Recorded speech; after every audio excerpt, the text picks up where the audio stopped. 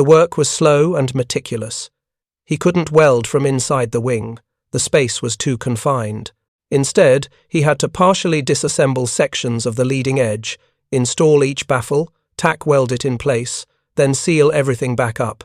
It took 3 full days working after hours when the maintenance crews had gone to sleep.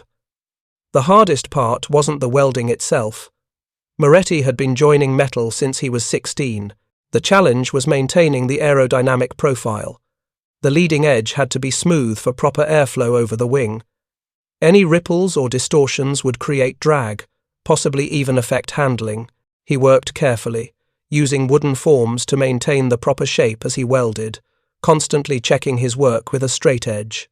By the 4th night, he'd installed 6 baffles in the left wing, dividing the 35-foot passage into 7 compartments. Each section was roughly 5 feet long, close enough that battle damage in one area wouldn't compromise the others. He repeated the process on the right wing.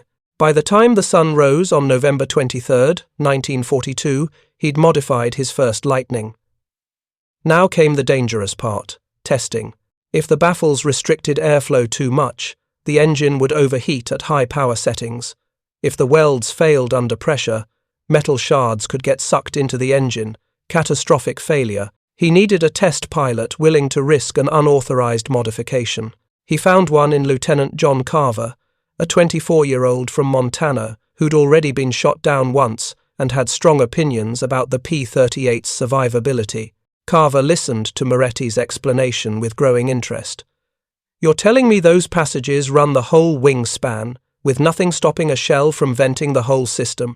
"That's exactly what I'm telling you, sir. One hole, anywhere along 70 feet of wing, and you lose cooling. The engine detonates at high power. I've seen it happen." Carver was quiet for a moment. "How sure are you these baffles won't make things worse?" "About 80%, sir." Moretti didn't believe in lying to pilots. The airflow calculations look good on paper, but paper isn't combat. Carver grinned. "Better odds than I've been getting. When do we fly?" The test flight happened at dawn, November 24th. Moretti watched from the flight line as Carver climbed to 10,000 feet, then 15, then 20. The radio remained silent. Good news. No overheating, no unusual engine behavior.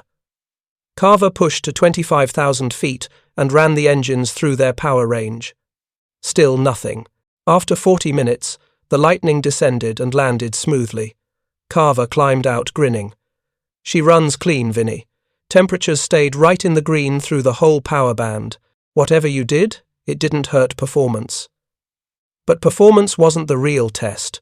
They needed to know if the compartmentalization actually worked under damage conditions. They needed combat data. It came sooner than expected. 2 days later, November 26th, Carver's flight intercepted German Junkers 88 bombers over the Mediterranean. During the engagement, a Messerschmitt 109 got on Carver's tail and hammered his left wing with machine gun fire. At least 3 rounds penetrated the leading edge. Carver felt the Lightning shudder, waited for the inevitable temperature spike that would signal cooling failure. It never came. The left engine temperatures climbed slightly, maybe 20 degrees, but stayed well within limits.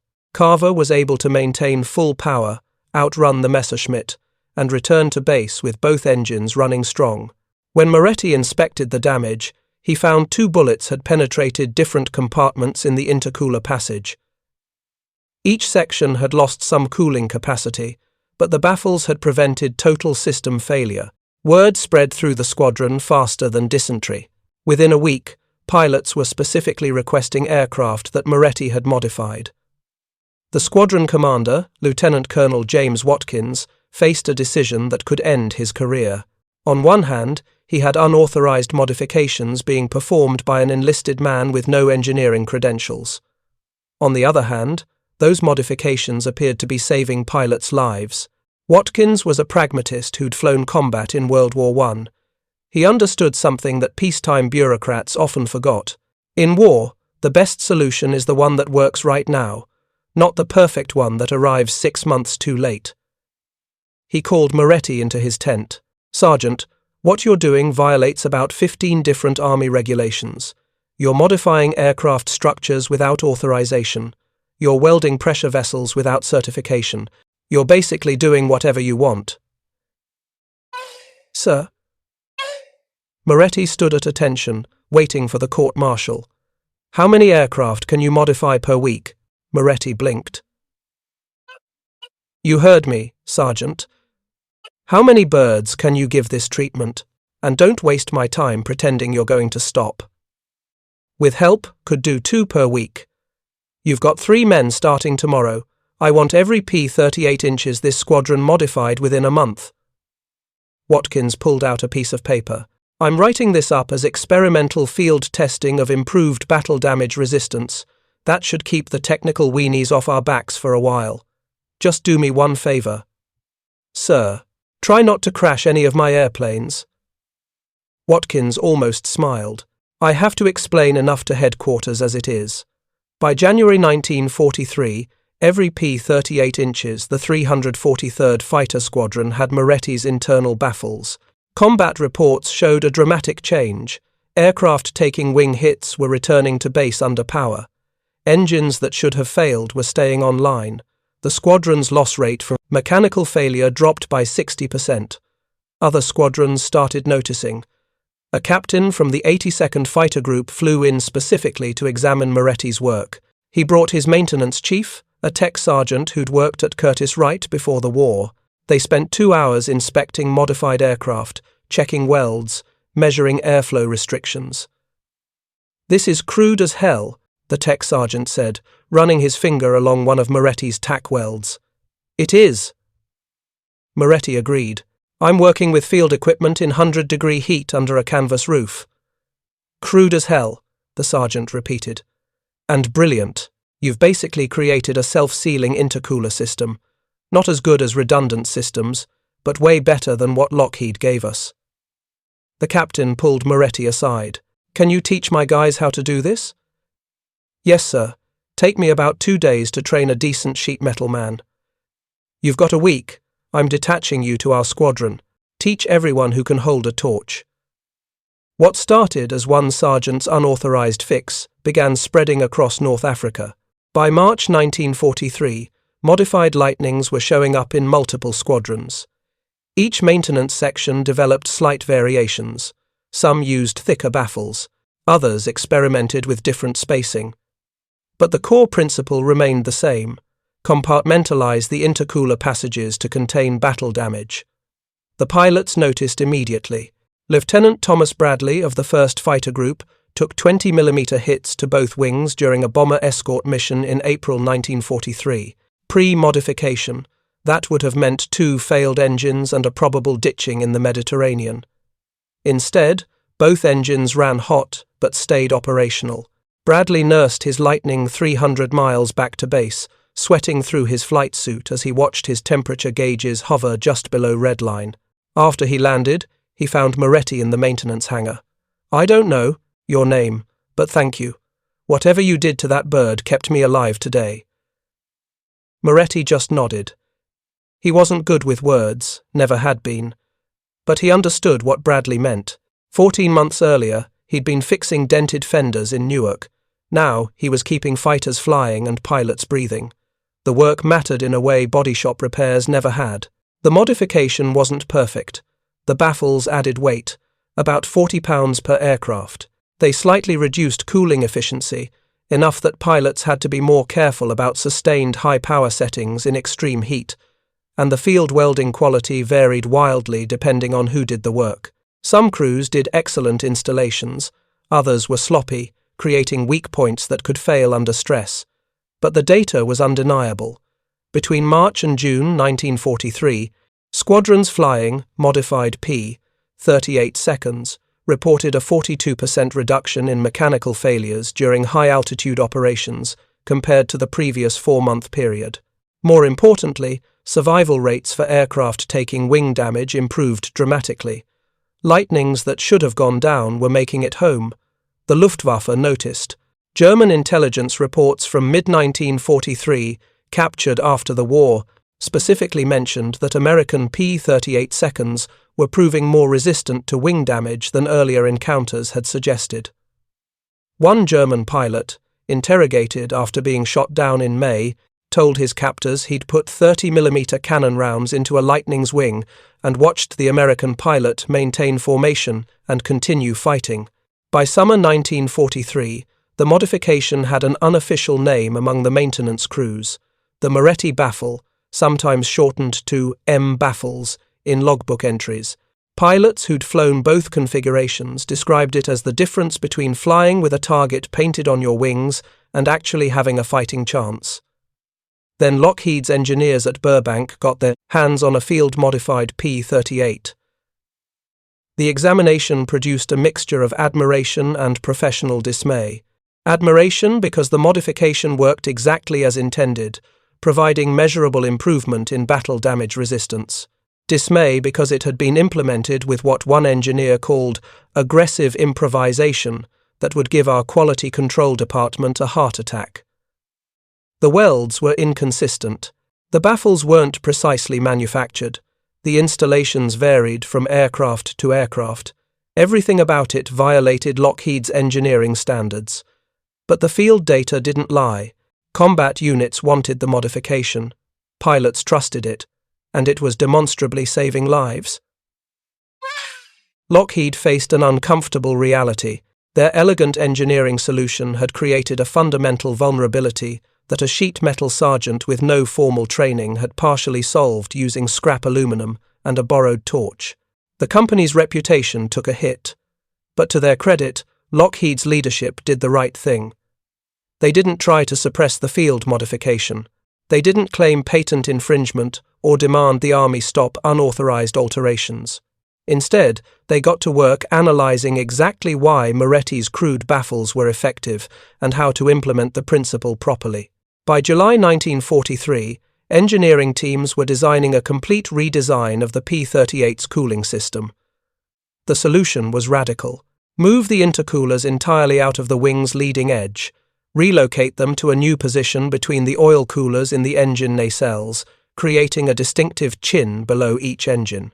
The new core-type radiators were more compact, less vulnerable to battle damage, and more efficient at heat transfer. The empty space in the wing's leading edge could be converted to fuel tanks, increasing range.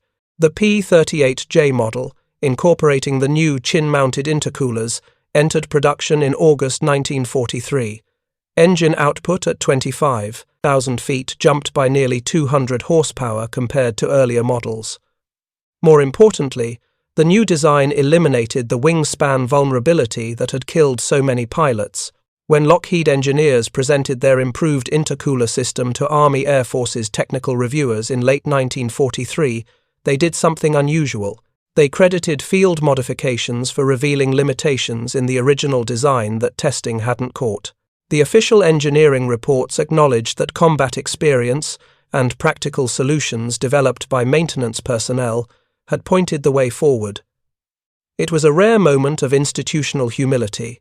Lockheed, one of America's premier aircraft manufacturers, admitted that a sergeant working under a canvas awning in North Africa had identified and partially solved a problem their best engineers had missed. The Army quietly distributed a technical bulletin recognizing that field-level innovations had contributed to improved P-38 survivability pending implementation of the official redesign. But recognition didn't flow down to Moretti himself. The Army didn't hand out medals for unauthorized field modifications, regardless of how many lives they saved. His contribution exists in scattered maintenance logs, in after-action reports that mention improved wing damage resistance, and in the survival of pilots who came home because their intercoolers didn't fail at 25,000 feet. By the end of 1944, over 4,000 P-38 seconds had been built with Lockheed's improved chin-mounted intercooler system that traced its lineage directly back to one sergeant's refusal to accept the technical manual as gospel. The tactical implications rippled across every theater where Lightnings operated. If you find this story engaging, please take a moment to subscribe and enable notifications. It helps us continue producing in-depth content like this. Before the modification, doctrine treated damaged P-38 seconds as practically mission-killed if they took any significant wing hits. After the improvements, both field level and factory, squadron leaders could count on damaged Lightnings, maintaining combat effectiveness longer and having better odds of making it home. Captain Michael Russo flew modified P-38 seconds with the 39th Fighter Squadron in the Pacific from March through September 1943. He took battle damage on 7 separate occasions. Twice, enemy fire punctured his wing leading edges in areas that would have been instant mission kills on unmodified aircraft. Both times, he was able to maintain enough cooling to keep fighting and return to base. In his journal, Russo wrote, "Someone back in maintenance did something to these birds that's keeping us alive. Don't know who or what, but every P-38 driver in the Pacific owes them a drink." That someone was likely one of several sheet metal specialists who'd learned Moretti's technique and spread it throughout the Pacific theater. The modification was never official doctrine, never formally approved through Army channels. It spread through word of mouth, crew chief to crew chief, squadron to squadron, a grassroots engineering improvement implemented by the people who kept the aircraft flying. The stories accumulated. Lieutenant William Schaffer, 55th Fighter Group, took German 20mm fire through his right wing over Regensburg in August 1943. The shells punched 3 holes through the leading edge intercooler passage. In an unmodified Lightning, that would have meant total cooling failure and engine destruction within minutes. Instead, Schaffer's compartmentalized system contained the damage. He lost cooling capacity in 2 sections, but maintained enough airflow in the others to keep temperatures manageable. He throttled back slightly, maintained formation with his bomber group, and flew 350 miles back to England. Major Frank Hayes, 14th Fighter Group, in North Africa, experienced an engine backfire at altitude that would have ruptured an unmodified intercooler passage. The internal baffles contained the pressure spike to one compartment. The rest of the system continued functioning normally. Hayes didn't even know he'd had a problem until mechanics found the damaged section during post-flight inspection. These weren't spectacular saves that made headlines. They were the quiet, undramatic moments where proper engineering kept people alive. A pilot who made it home for dinner instead of spending the night in a parachute over enemy territory. An aircraft that returned to base instead of becoming a smoking crater. Small victories that added up to hundreds of lives. Statistics from the second half of 1943 showed the transformation. Fighter groups flying P-38 seconds with either field modifications or the new J-model Chin intercoolers reported a 57% decrease in mechanical failures related to cooling system damage compared to the same unit's performance in late 1942 and early 1943. More importantly, pilot confidence improved. Interviews with Lightning drivers from late 1942 often contained phrases like vulnerable, fragile cooling system, and afraid to take wing hits. Interviews from late 1943 onward showed a completely different mindset. The P-38 had gone from a fighter with known survivability issues to one that pilots trusted to bring them home even after taking damage. The modification changed tactics too.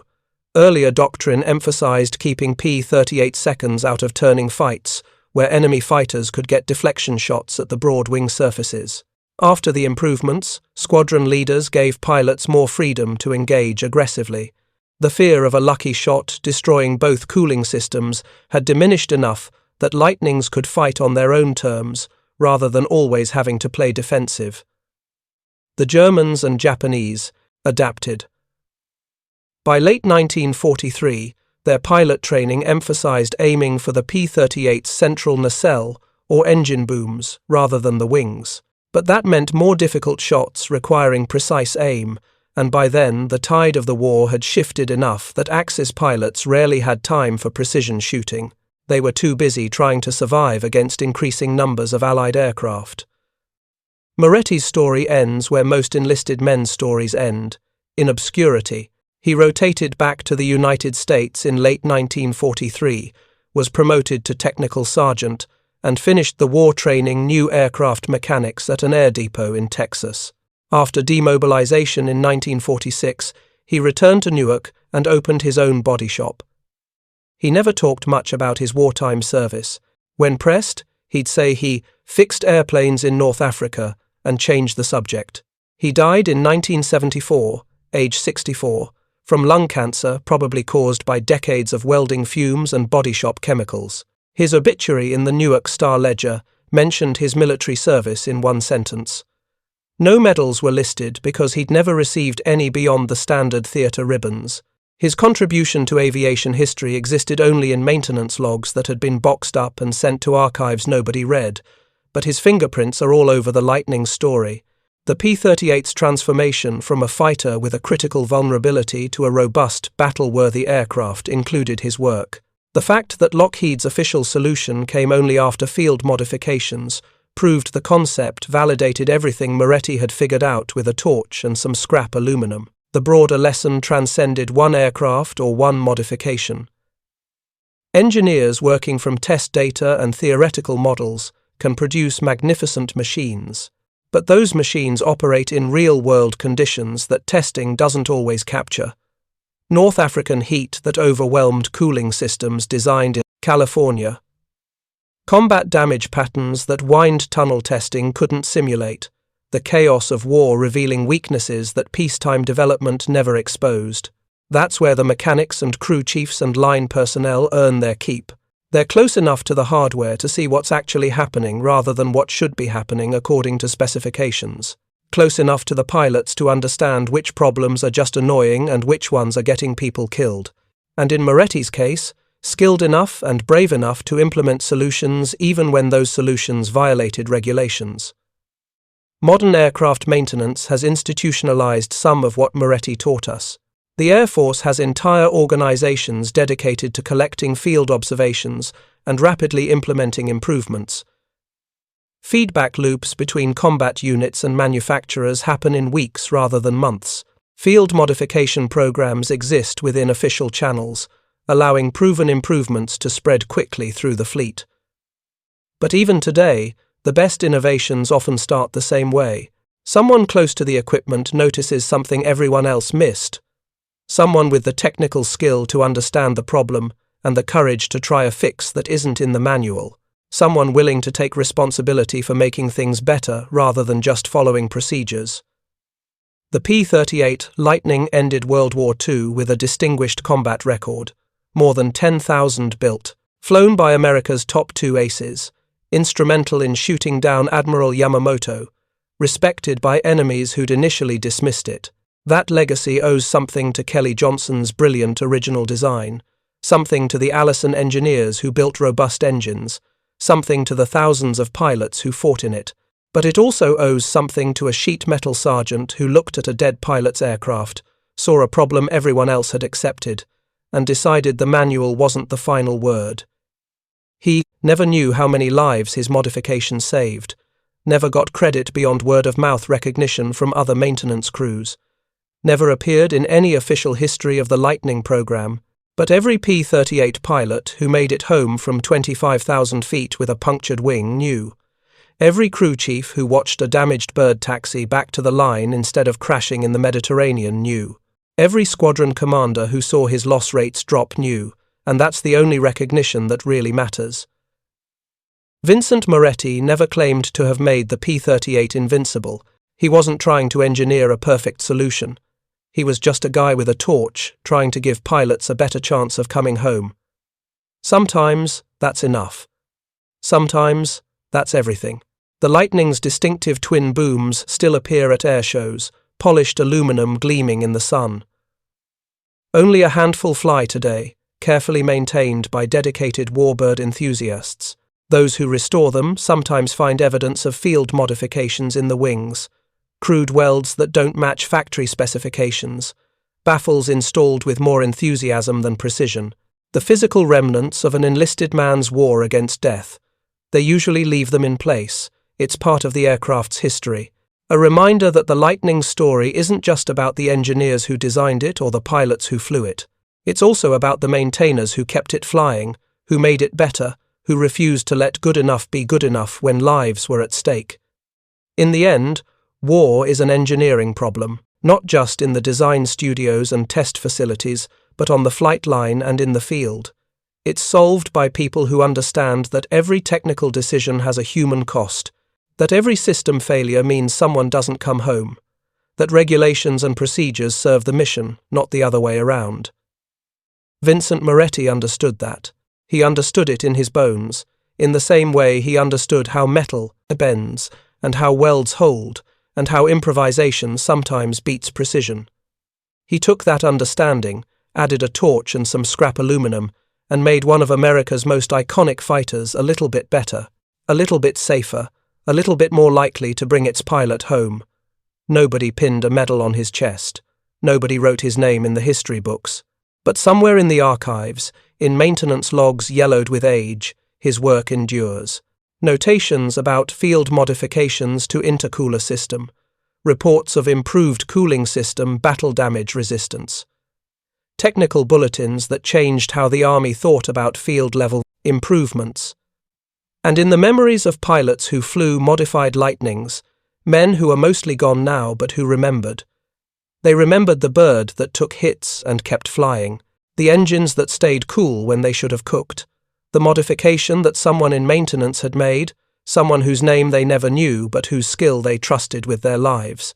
That's Vincent Moretti's legacy, not glory or recognition, but the quiet knowledge that his work mattered, that when it counted, when pilots needed aircraft that could take punishment and keep fighting, he delivered. With crude tools and scrounged materials, and nothing but his skill and determination, he made a difference. Sometimes the most important innovations don't come from the top down. They come from the bottom up, written in improvisation and proven in blood. They come from people who see problems and fix them, who ignore the manual when the manual is wrong, who understand that in war, good enough gets people killed, and perfect never arrives in time. Moretti's modification wasn't perfect. It was just better than nothing, which in 1943 was everything. And in the end, that's what separated the survivors from the statistics. Not the perfect solution that never came, but the improvised one that worked well enough, right now, when pilots needed it most.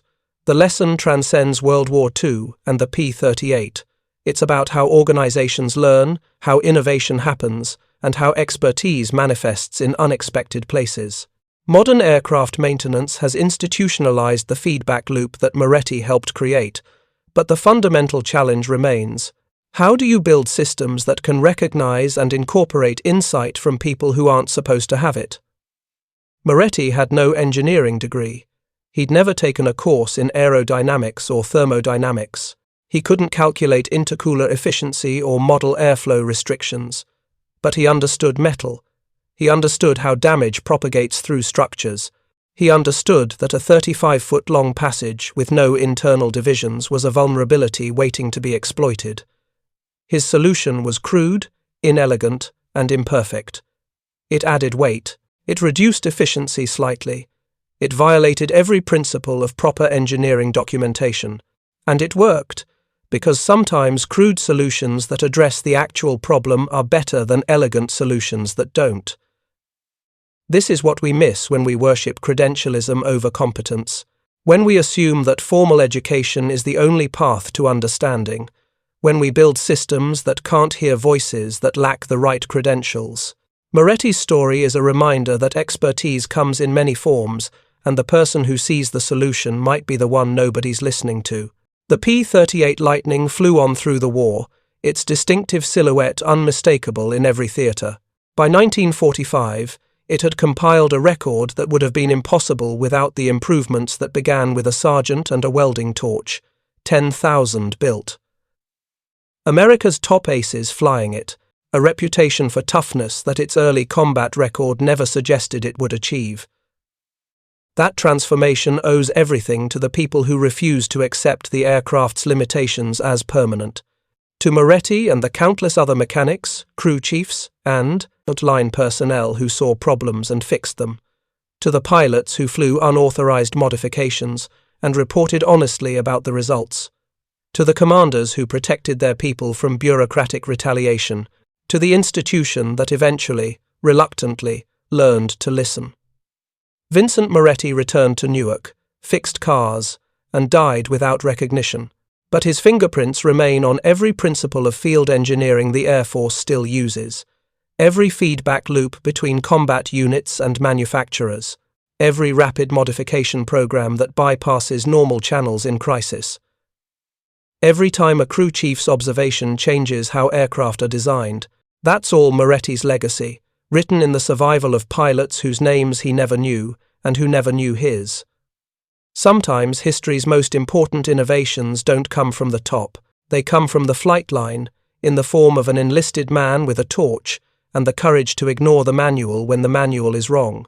The Army's response to Moretti's modification reveals something fundamental about how large institutions handle innovation from unexpected sources. For 6 months, from November 1942 through April 1943, the modification spread through combat squadrons with zero official acknowledgement. Maintenance logs used coded language, wing reinforcement, cooling system optimization.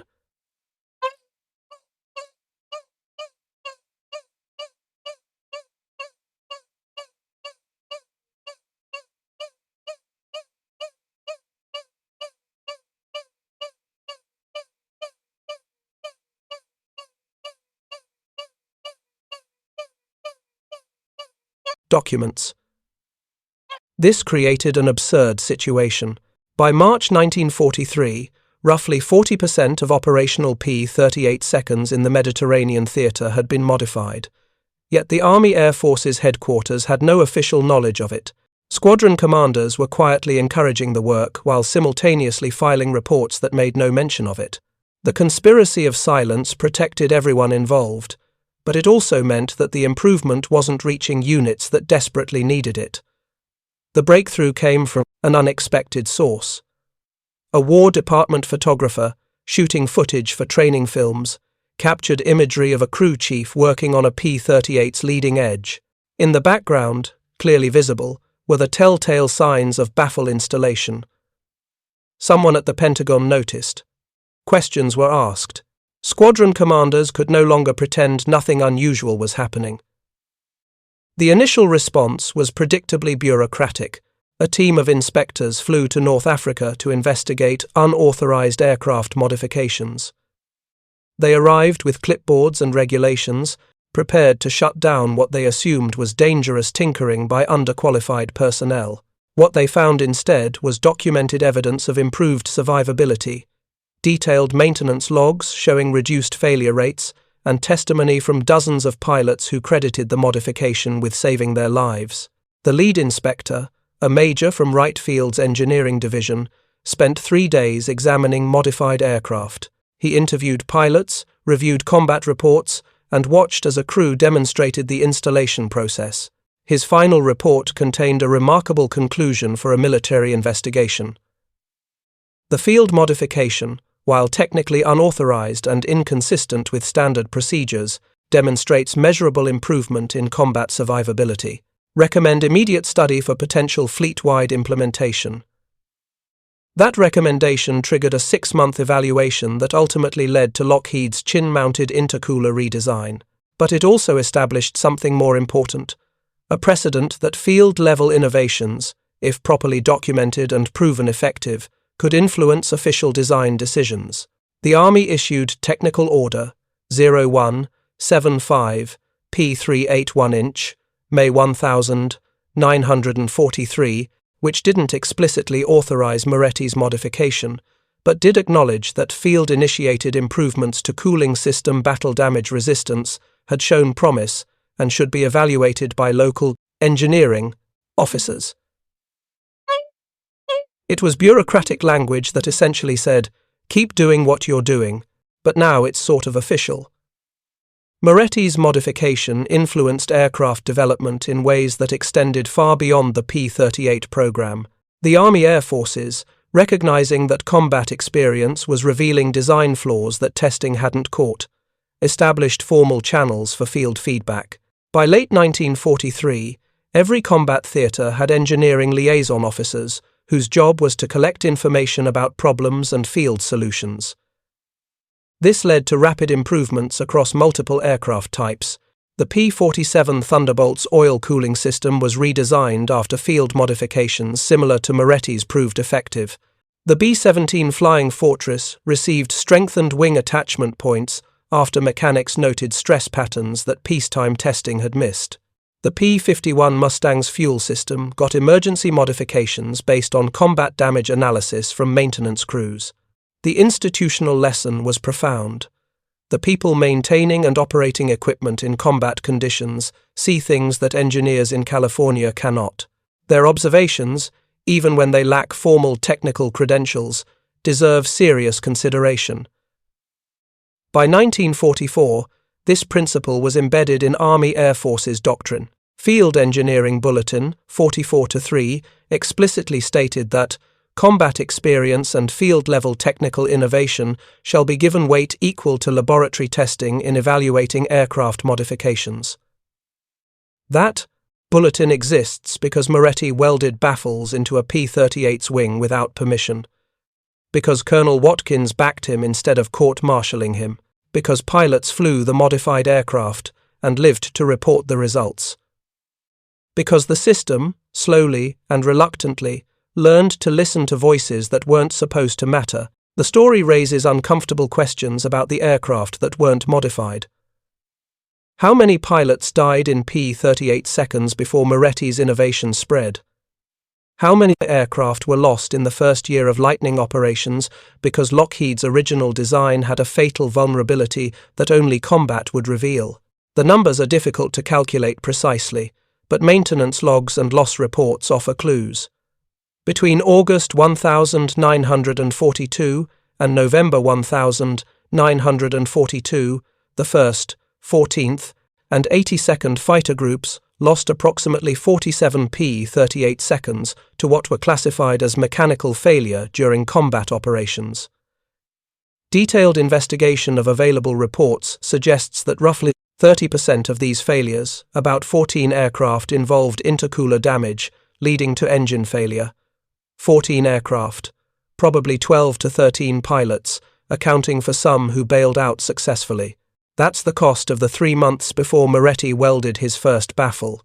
By early 1944, when modified or redesigned P-38 seconds were standard across all combat theaters, the mechanical failure rate from cooling system damage had dropped to less than 2% of total losses. Those numbers represent more than statistics.